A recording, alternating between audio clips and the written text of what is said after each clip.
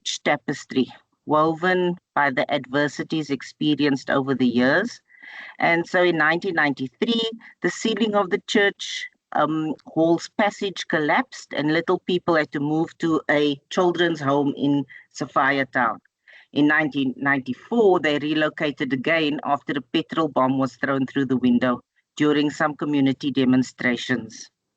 And construction to the current building that we occupy commenced in 1990 after we were able to acquire property in the Rivoli Extension 2 and moved into this premises in the January of 1995.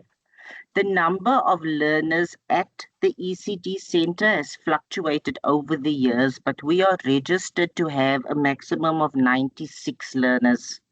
Currently, we have 9 toddlers, 10 3-year-olds, 10 4-year-olds, and 17 grade Rs, with a staff complement of 9, comprising of the school principal, a caretaker, 2 practitioners, a caregiver, general assistant, cleaner, gardener, and cook.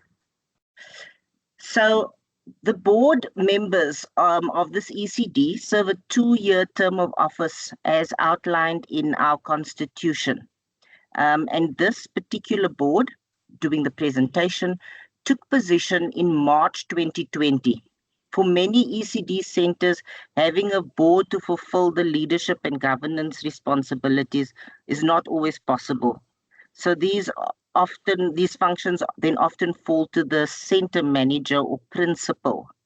A disclaimer is that we are a lot more attractive in person, but we have the chairperson, myself, Abigail, who is a lecturer at the University of Witwatersrand, and I do this as part of my academic citizenship.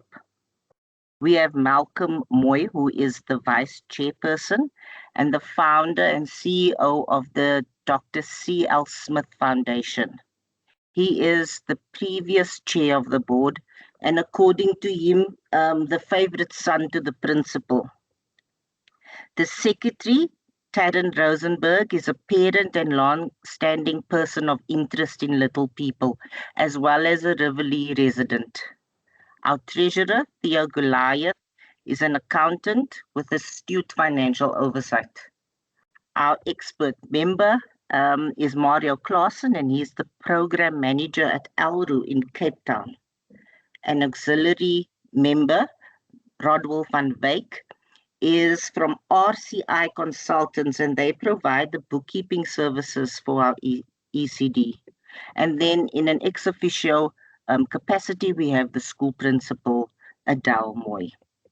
So studies to date that explore governance have a really narrow conceptualization of how non-profit governance and the influence of the wider governance system, including the role that internal actors such as managers, members, and advisory groups play in helping to carry out the governance functions. And most of this research has neglected to explore the complex interactions in society. Particularly using a institutional ethnographic lens, which is a research methodology and a technique that explores the personal experiences of individuals to reveal what those power relationships and other characteristics in the institution within which we operate exists. Institutional ethnography is a method of inquiry that describes institutional situations in detail and analyzes how people's actions and interactions make these situations recognizable within the institutional context, as described by Smith. IEs are distinct in terms of they attend to how everyday experiences are constructed within the institutional context, such as schools, hospitals, and workplaces. So during the pandemic, many lessons started and changes were in place for us as a board that shaped these particular experiences. The immediate closure of the school was announced, and the reopening was only possible once necessary protocols were put in place. The board had weekly meetings to support and guide the operations and plan, um, as well as share necessary tools. We had staff resignations that were inevitable, but fortunately, the operations continued. And a drop in numbers meant that the income to run the center was compromised, and staff then needed to work on a rotation basis. During the closure of the school in the earlier period of the lockdown restrictions, staff needed training and support to deliver the virtual training environment, stretching both our resources as well as our skill sets. And so, in sharing the lessons that occurred during these changes, we've produced particular themes in terms of the reflections that contribute to the individual in the decision making process, the patterns of leadership and practice, the vulnerabilities of leadership in a political context, and the resilience of the social systems. These findings has implications for practice and policy concerning the reconceptualizing of governance, and recognizes that other actors within organizations may contribute to carrying out such governance functions.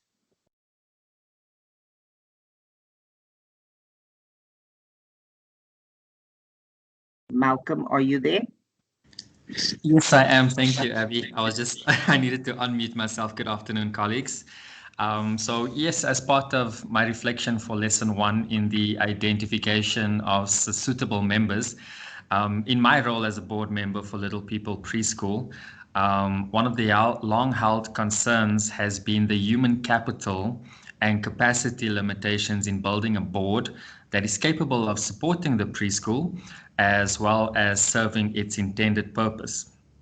Now, my personal view is that prior to our current board, we couldn't find the right people to serve on the board, both from a qualification as well as an experience perspective. And on reflection, this could be due to people who have the necessary credentials, who have moved out of and are no longer involved in our communities.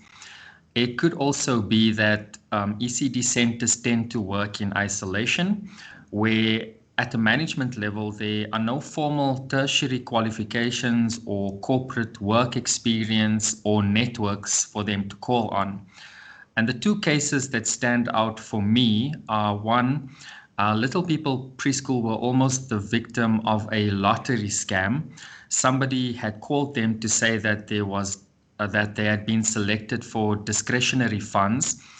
The staff then prepared all the necessary documentations, and just prior to submitting, they asked me to check over it. And I noted that there was a suspicious email that was using a Yahoo email account. And when calling the mobile number, the gentleman who had been urging them to urgently send all the documents hung up and has been unreachable since. In the second case, Little People Preschool, who celebrated their 36th anniversary in 2021, and has been dependent on fees from learners to fund its operations. When I joined the board and got to understand its operations better, I inquired as to why they hadn't applied to the Department of Social Development for funding. And as a result, we began the process, which was a lengthy and tedious one, but which ultimately paid off during COVID-19 as we secured funds from the Department of Social Development. The board we had constituted can be credited for securing the funds in how we were then able to support management in their submission. So on reflection and from my personal lived experience, I think it's crazy then in terms of how we constituted our current board. Our chairperson, we met on Facebook when Abby made an inquiry about one of Adele's storybooks that she was looking to use for university students. And once we signed Abby up, she then brought Mario, our expertise portfolio manager, on board. And so in conclusion, for my reflection, I think the question remains then, how can this model be replicated and scaled for other ECDs in how they constitute their boards? Thank you.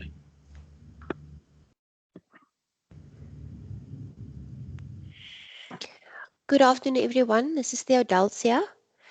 Mine is lesson work-life balance. A lot changed in life in general during last year for most of us. We were forced to work from home and therefore had to manage all aspects simultaneously. Having to be teachers, parents, caregivers, as well as employees had to be managed with no pre-planning afforded. As board members, we had needed to be present, not only online, but present at the preschool, which greatly assisted with very difficult choices later. Shifting and managing multiple identities at home while coping with stresses is an essential aspect.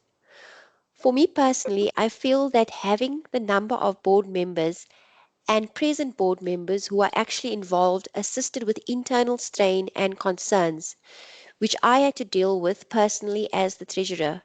This would have been difficult, if not impossible, to overcome alone. Collectively, we were able to provide support to the principal and staff of Little People. One or two of the board members has families which is staff at Little People. As board members, we had always had to step back and be mindful of the longer term goal and vision of Little People, while trying to navigate decisions which has repercussions that we could not control or anticipate. Still trying to maintain family relationships proved to be an internal strain emotionally. Again, having more than one voice of reason was vital in reminding us as board members that we are not alone and we are there to provide support to each other as well.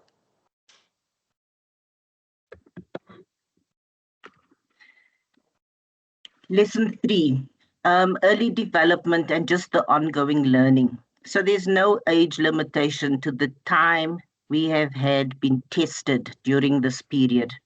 Throughout the pandemic, it feels, and the present tense included, that the learning has been ongoing. Regardless of our experience and expertise, we can attest to the ongoing learning curve the pandemic brought to our roles. The number of times we asked ourselves in the role, what do we do now? What's next? How do we fix this? What's the right thing to do is countless. The consolation is that this learning took place for us as a group, the board, the staff, the learners, and the parents.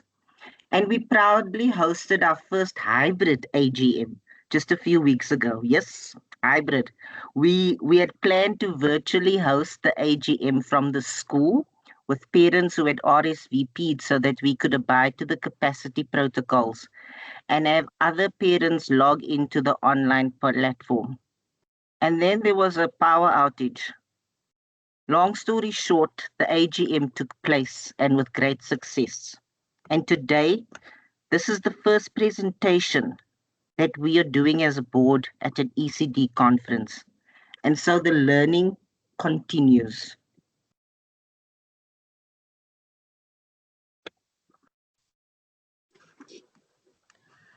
Good afternoon, everybody. I'm doing lesson 4 and lesson 5. I'm Adele, the principal. Governance of the organization is twofold, external and internal.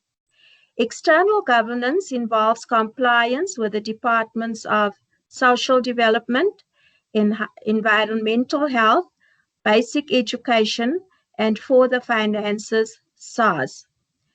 Internally, board members provide assistance where needed and guidance on ways forward in order to become compliant where there is a need. Previous board members played an important role and provided support as necessary, but were not as hands-on as the current members. So their contribution in their different positions on the board is sincerely appreciated, especially during these challenging times. Internal governance is guided by the Constitution, different policies, aims and objectives, the vision and mission. These documents mentioned If we can please go on to lesson 5, which is about different decisions. Communication is key in this lesson. Different decisions involving staff and parents need to be made regarding the standard daily operation of the organization, so input from them is important. It is also important to inform staff of parents of their roles and responsibilities within the organization so that boundaries as set out in the different policies are not crossed. Our mission is to create, through sound governance, an open and honest environment of learning and the potential for growth where partnerships are formed with children, parents, staff, business, and the community. Teamwork is encouraged so that we are able to work together in the interest of children. Our motto for working with the parents is, partners are one of a pair, a person sharing with another or other in an activity. Our aim is to maintain a practice of good governance as an organization. Thank you. Lesson 6 will follow.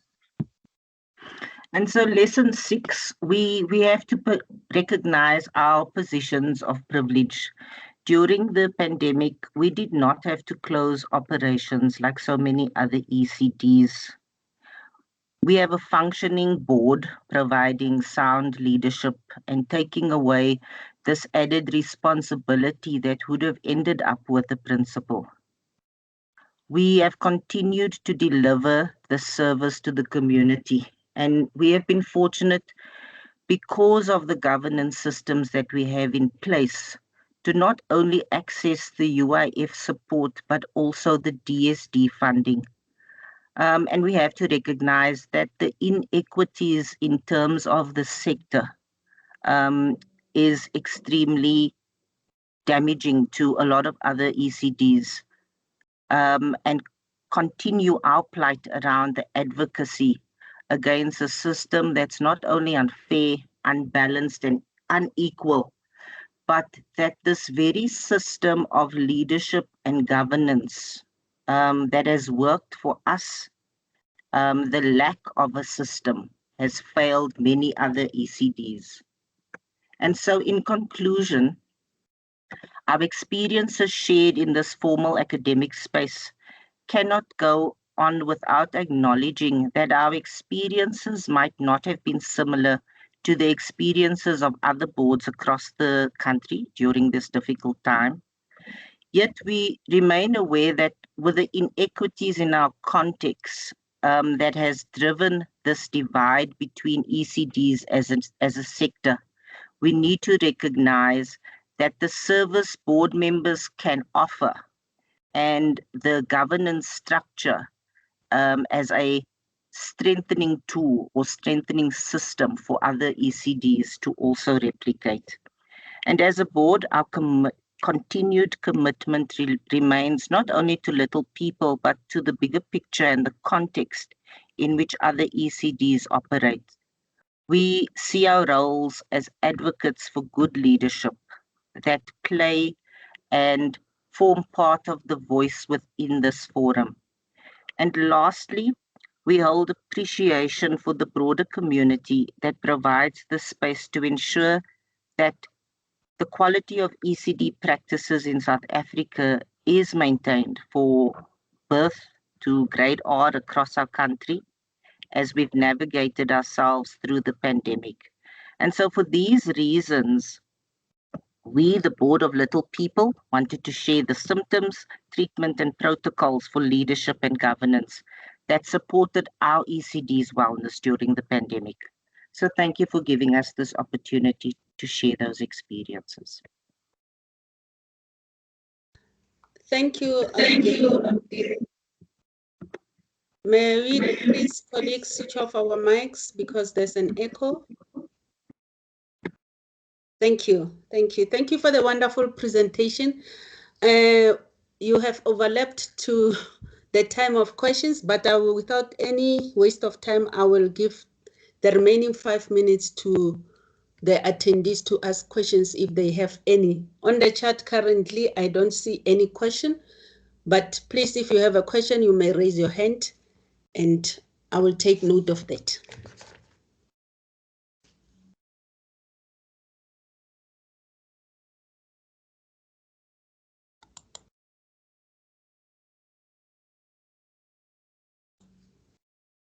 Oh, no questions. From my part, maybe I should ask, I have something that I have noted. I wanted to find the board,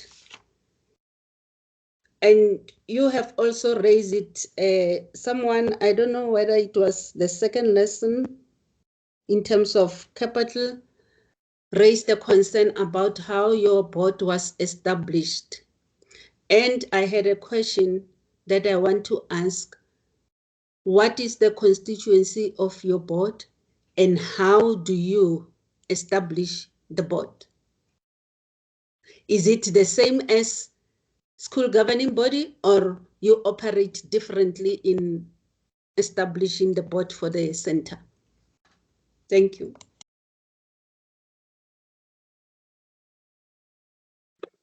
Malcolm, do you want to answer or should I go ahead? Go ahead, Abby, and I'll check in like perhaps afterwards just to see if I missed anything. Okay, so like I mentioned, this board took office or started our work in March 2020, just at the point that the pandemic started. So the Constitution defines that we have the nominees, and that is kind of ratified at our AGM. And Malcolm earlier alluded to the fact how prior to us taking office, it was particularly difficult to get that support from people who were willing to take on that role. And they needed to kind of recruit people from hearsay, etc. And he spoke about the inevitable coincidences that kind of led us to sitting with the individuals that we do have now. We have in our constitution a 2-year term of office, particularly because in that way we're seeing it as being a little bit more sustainable than annually changing the portfolios and the individuals on the board. Malcolm, I don't know if there's anything else you're wanting to add. Perhaps just like on the constituting the board, obviously the compliance in terms of like connected people. So myself and Adele are related, mother and son. So obviously we needed to look for independent board members as well so that we could be compliant from a governance perspective. Does that answer the question? Yes, thank you. Thank you. I have noted also from the presentation, you left with 2 minutes, that sometimes people are not willing to take up the responsibilities of becoming board members. But yes, I'm thinking some of the reasons might be that people are not confident enough, and maybe as a center or the existing board, you should have empowerment sessions, not towards a election or whatever, but continuous empowerment sessions for the parents about how the board functions, what needs to be done, so that when it comes time that you have an elections or AGM, then people are willing, they know what will be happening, because sometimes it will be fear of the unknown. You are quite correct, ma'am. And when I look at like school governing bodies in the schooling sector, I think there's the Association for School Governing Bodies, and they do a lot of upskilling of their members once parents are constituted to the school governing body. I don't believe that there is a similar body within the early childhood development sector, and I think that could be something that could help a lot, because you're quite right. In the communities where we come from, there's a lot of people who don't have the qualifications or experience, and therefore not the confidence to even if they wanted to, participate at the board level. So I think such a body would be valuable in terms of being able to upskill people to take on that responsibility. Okay, thank you so much. Before we move to the next presenter, thank you very much for your wonderful presentation. And I have noted the recommendations and implications for policy and practice. If maybe you had a chance of attending the first session, our keynote speaker, Dr. Ibrahim, in response to some of the questions that were asked, that research is being done, recommendations and implications are being done for policy and practice, but where does this end? And in her response, Dr. Ibrahim Hassan said, for platforms to exist to present our findings and our recommendations or recommendations for the research that is being done, there need to be establishment of collaborative forums where this information is being shared, and you form a strong body that you can stand up and present your issues to the government, where now they will maybe have, your voice will be heard. So this will only be done or may be done within SARA-EC. So I think we should consider belonging to such bodies if they are established. Thank you very much.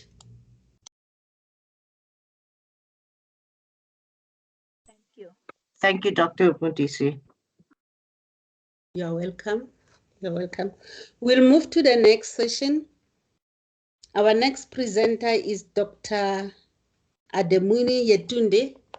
Like I have indicated, colleagues, that I will just call a presenter. They will introduce themselves to us, their topic, and the co-presenters. Thank you very much. You have 20 minutes to present and 10 minutes for questions. Welcome, Dr. Yetunde. Is he here? Thank you. Yes, I am. Thank you, Dr. I'm trying to put up my slide.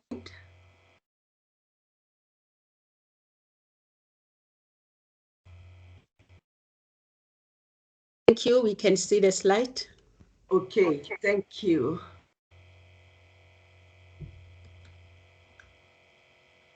Yes, welcome. Good day, everyone, once again. I want to thank the organizer of this conference for the privilege to make this presentation. Like the chairperson indicated, my name is Adebunmi Aina. I'm co-authoring this paper with Professor Keshne Bypath. She happens to be my supervisor for my PhD thesis.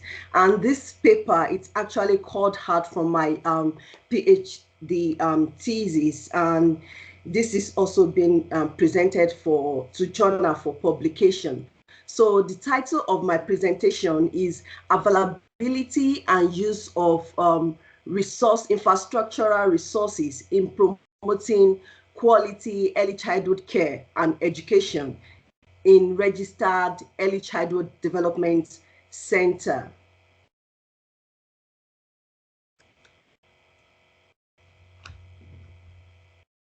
Yeah, in the introduction, recently across the globe, governments has put more focus on early childhood in order to improve the quality of learning and care provided to the young children. And South Africa is not in exclusion.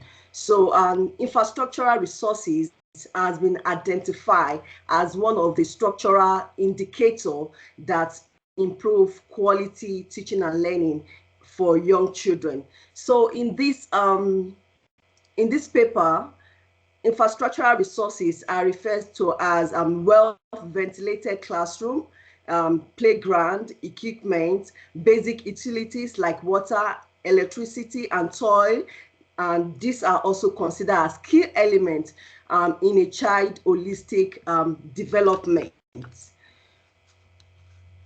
So since infrastructural resources is recognized as essential tool in offering quality care and learning, it is essential to describe the infrastructure availability in ECD Center, as well as to understand how the infrastructural resources are used to promote quality ECCE.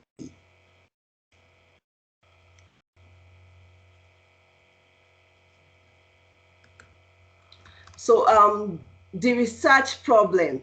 ECD Center requires massive infrastructural assistance to increase the quality of ECCE. Authors such as Copper also indicated that educational resources in the ECD learning environment get little or no attention at national and local level.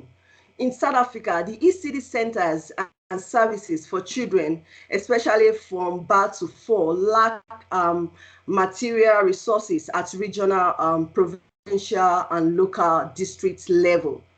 So the rationale for conducting this study was as a result of the prescription made by the national norms and standard regulation that indicates that for ECD Center to be registered with departments of social development, they need to have some aspects such as quality physical infrastructure, appropriate learning material, and sound management. So there is an indication that some infrastructural resources are available at registered ECD Center.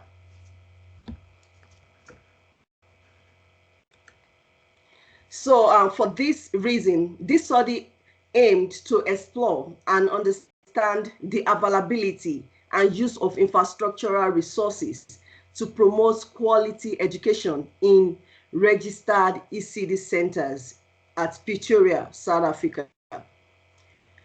In order to achieve this aim, the main research study is what does the use of infrastructural resources in registered ECD centers in Pretoria reveal about quality ECCE in South Africa?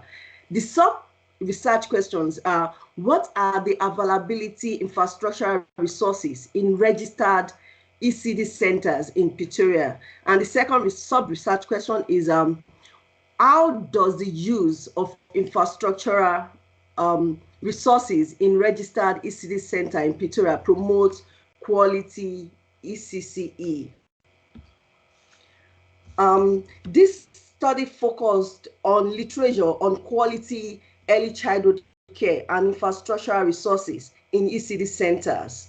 Availability of facilities, infrastructure, and resources are described as important variables in achieving quality education. Literature revealed that children learn effectively when they feel safe and secure. As a result, authors like Barrett in 2019 recommend that investment in school infrastructure should not be seen as a luxury, but a need. However, Atmore in his study 2013 and 2019 revealed that ECD centers infrastructure is a challenge in South Africa, as many ECD centers have inadequate infrastructure, which prevents centers from becoming registered and poses a health and safety risk for children in their care. This indicates that children at some unregistered ECD center are open to health and safety risks as a result of infrastructure challenges, which also disqualify them from being registered with the Departments of Social Development.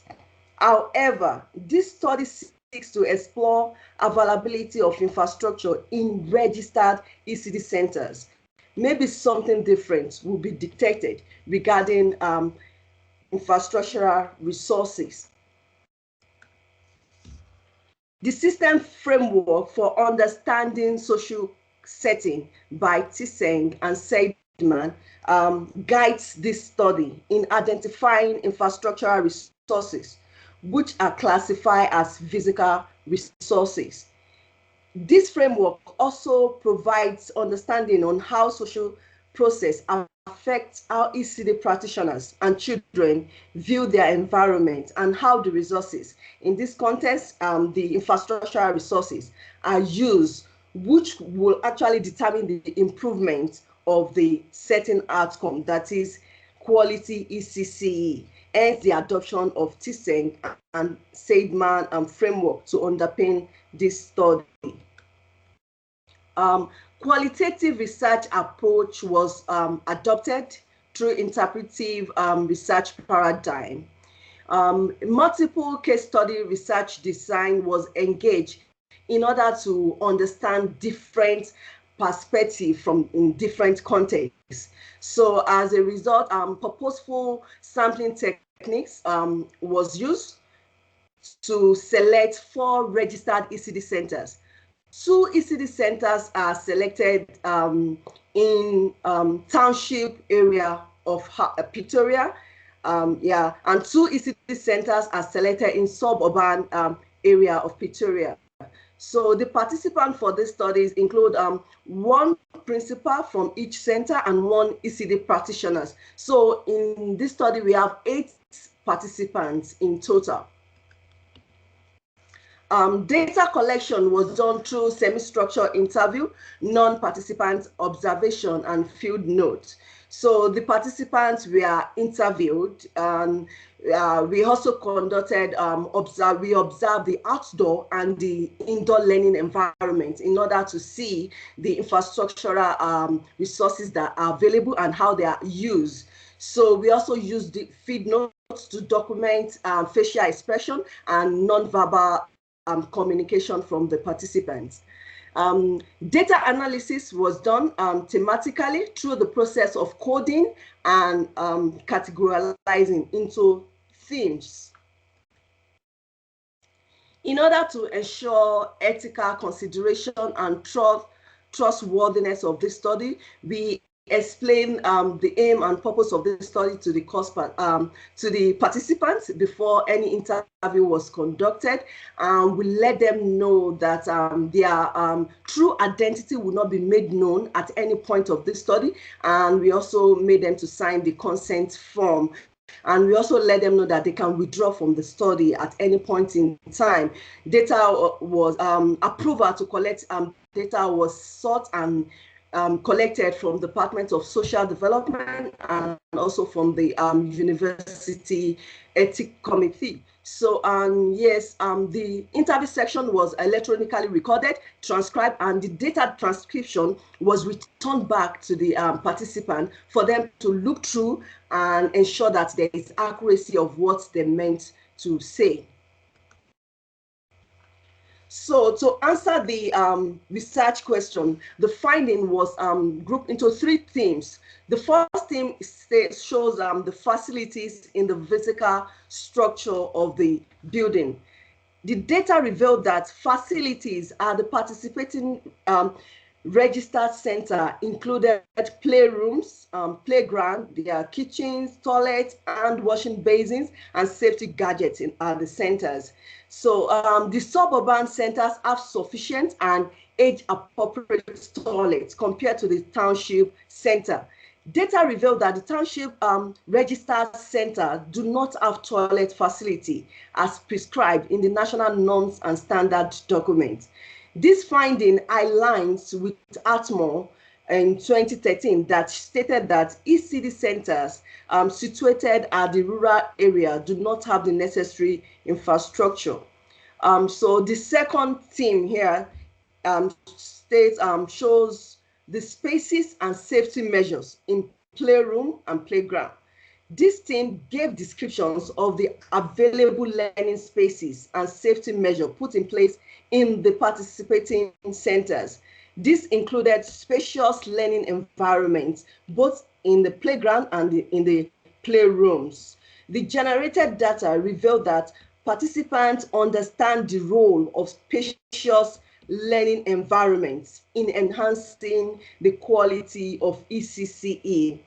While the participants understand the importance of spacious learning environments, for young children. 4 out of the 8 participants complained about limited space, both indoor and outdoor. As half of the participated registered ECD center do not have sufficient space for children's activity, this contradicts the prescription of the government regarding registration of ECD centers. The data also revealed that the participants are aware of the benefit of safety measures in enhancing quality ECCE. The participants described the safety gadgets that they have, such as fire extinguishers, emergency medical first aid toolbox, alarm at the gate, and the participant also indicated that they ensure that the classroom is safe and whenever the children are around. So the third theme is on use of play equipment. This is actually used to show how quality is being promoted. So the play equipment and material of the participated centers are located in the playground and the playroom. The participants displayed sound understanding of the use of play equipment in developing young children physically, socially, emotionally, and intellectually. The outdoor play equipment includes swings, jungle gym, tires, sand pits, and motorbikes. So outdoor play equipment, as indicated by the participant, says that they use the outdoor play equipment to engage young children in developmental and learning activities, such as balancing, trolling, climbing, pushing, pulling, crawling, and improving quality ECCE. However, the lack of adequate play equipment will hinder children's growth and learning. Data collected reveals that the ECD center located in the township do not have sufficient play equipment, especially for young children from birth to 3 years old. The lack of modern and age-appropriate play equipment at township registered center indicates that the township practitioners are not able to use such equipment, even though they know that they know the benefits of using this equipment.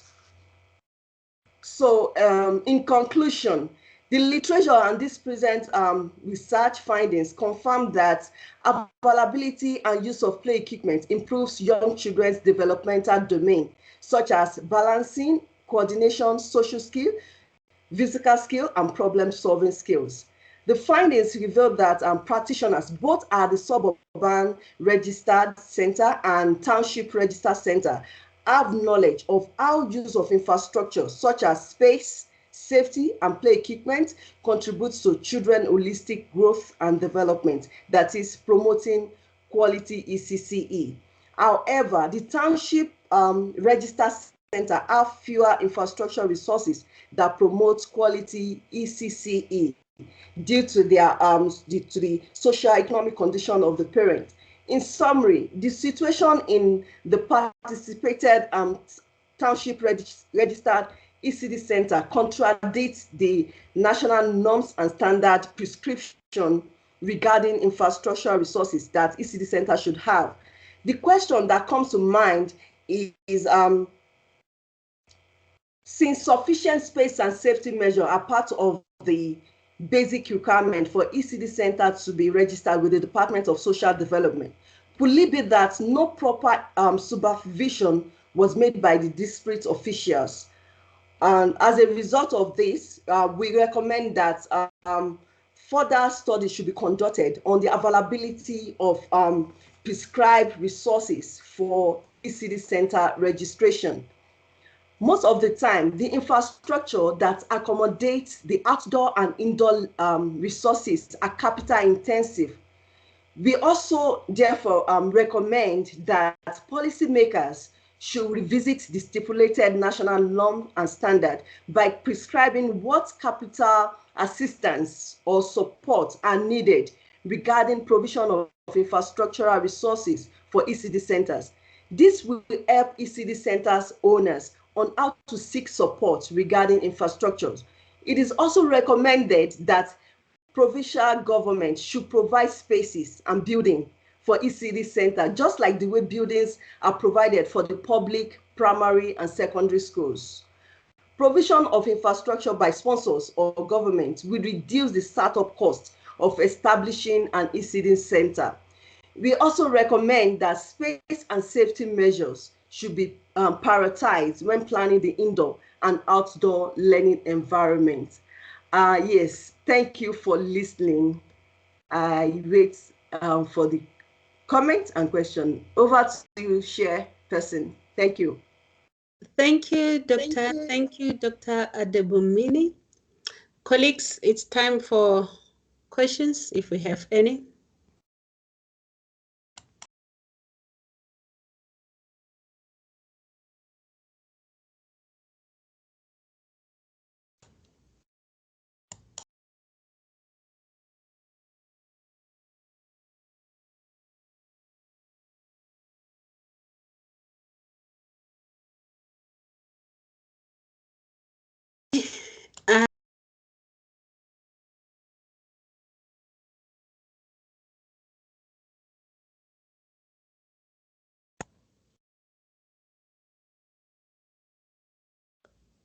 Doctor, may I have clarity on this one? I'm not sure whether it's a comment or a question. Your study was conducted, you made a comparison between a township and an urban site. Yes. Okay. I'll come back to my question as a chair. Let me just give Julie Hay a chance first. Okay. Over to you, Julie. Thank you so much. Well done for a great presentation, Doctor. I really enjoyed that. I just wanted to clarify whether you did any of the play resources inside the classroom, or was it only the physical infrastructure that you looked at in your study? Was it only the outdoor play infrastructure that you considered, or was there indoor toys as well?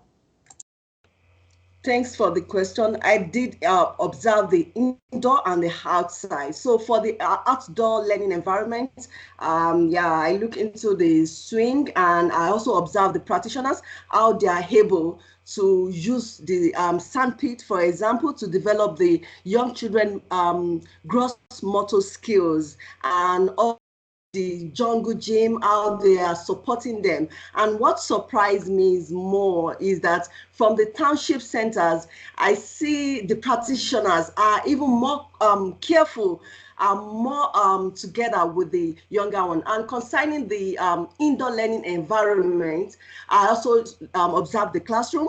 I look into their puzzle boxes, their stationery, where they also have their book station and all that. So in response to your questions, both the indoor and outdoor learning resources were observed.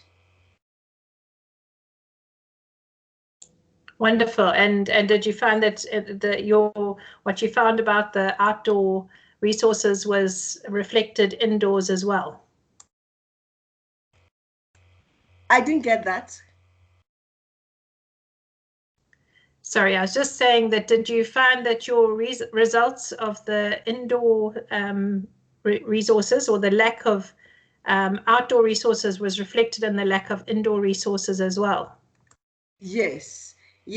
What I also find that in fact the township practitioner complained more about their indoor resources, that they don't have enough of it, that most of the time that they have enjoyed trainings from, for example, from University of Pretoria, from University of South Africa, UNISA. They have trained them how to use waste to develop indoor learning resources, but most of the participants from the township complain about lack of learning resources, lack of learning indoor resources. But on the other hand, the suburban centers have enough of these learning resources, indoor and outdoor. Thank you so much. Thank you, Doctor. Thank you for the wonderful presentation. What I needed clarity on was both ECD centers from the urban and the township, they are registered with social development. Yes, doctor. Is there a difference in the allocation of funds? That's number one. And number two is that before, does it not, how can I put it? When the center is to be registered, are there no requirements that they should meet before they could register? Yes.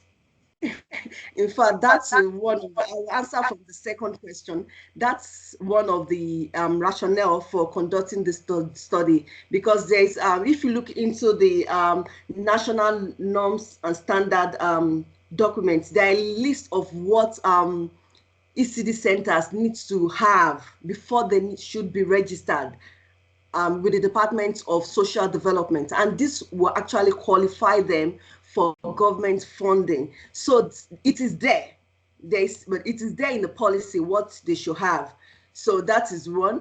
And in response to your first question, which said that regarding the funding, yes, I discovered that the centers at the township got funding from the government. The principal indicated that they just need to, they got it, I think, bi-yearly, and they need to submit their constitution and some other documents, and they allocate per head basis for their for the number of children in the center. But now, coming to the suburban centers, they said they do not get funding from the government, because I think according to the Gazette, funding will only be allocated to some centers within, according to the social status of the context of the center. So for the suburban center, do not get any funding from the government, but the township centers got funding from the government.